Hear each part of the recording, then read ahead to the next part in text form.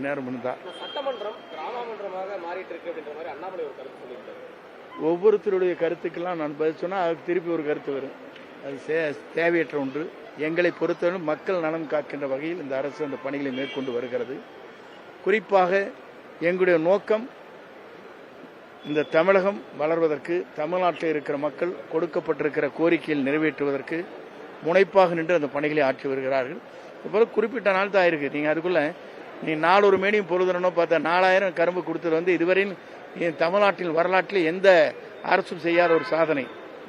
அதேபோல் நெல்லுக்கு 257 ரூபா ஒரே டைமில் உயர்த்தி கொடுத்தது தான்.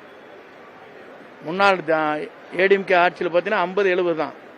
திமுக ஆட்சியில் 70-100 தான். ஆனால் இன்றைக்கு மாற்றங்கள் உருவாக்கப்பட்டிருக்கிறது. விவசாய நலன் காக்கின்ற அரசாக இருக்கிறது.